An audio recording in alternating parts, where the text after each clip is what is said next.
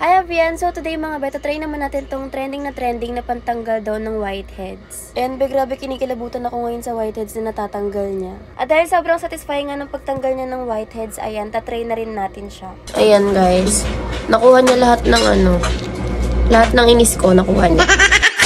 Hi everyone! So try natin tong Lanbena. Pampatanggal daw to ng whiteheads. So, marami akong whiteheads. May nakikita mo ba yung whiteheads ko? Kulangot yung nakita ko. Marami na ako na-try na pampatanggal ng whiteheads mga be, kaso nga lang hindi talaga siya umi-effect sa akin. Kaya naman nung nakita ko tong Lanbena sa TikTok talagang napo-order ako dahil nga super effective daw. Sobrang daming content creator na nga rin yung gumagamit nito mga be, kaya naman titignan natin kung gagana nga ba talaga to sa atin. Tingnan natin kung nakakatanggal ba talaga siya ng whiteheads. Pagbukas ko nga ayan, meron na siyang nakalagay na instruction at meron na nga rin kasamang stripper. Hindi ako naniniwalang nakakatanggal to ng whiteheads. Kasi ang dami ko nang na-try ng ganito. Pero hindi natatanggal yung whiteheads ko. Bata pa. Ay, sobrang ano niya. Sobrang labnaw. Ayan, kitang-kita ang mga whiteheads. Ayan, nagangon dito. Tama ba? Ang bango niya.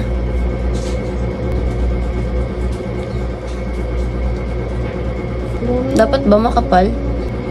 Kasi meron din akong whiteheads dito sa ilalim. Ayan, nakikita ko na yung mga bilog-bilog. Kadiri siya. Ayan, nalagyan lang natin siya ng stripper or kahit na anong papel daw pwede naman. Sinisiksik ko nga talaga siya para talagang dumikit yung mga whiteheads dyan. Ayan, sakop na nga talaga siya sa ilong ko, kaya naman hindi ko na alam kung paano pa ako hihinga nito.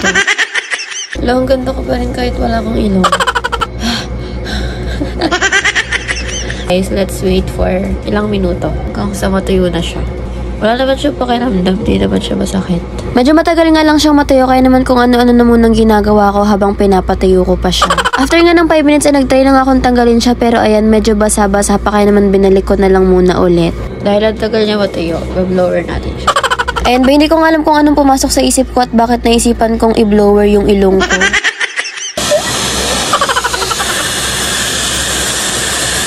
Hindi naman siya mainit, painty lang. At dahil nga tuyo na siya, ayun, tatanggalin ko na tong papel na nakalagay sa ilong ko. Sobrang hirap talaga, be, sa bibig lang ako humihinga. Meron ba? Ouch.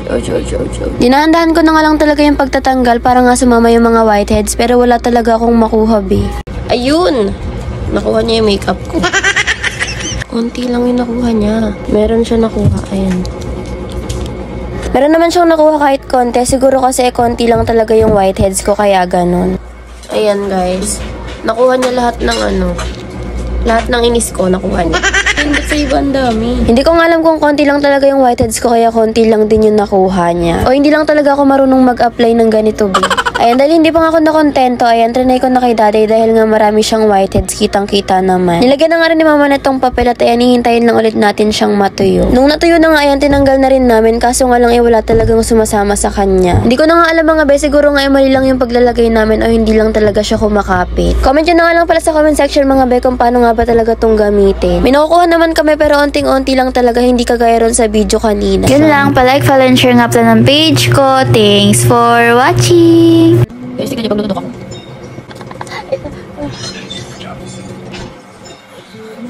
Wala naman siya pakiramdam, hindi naman siya masakit.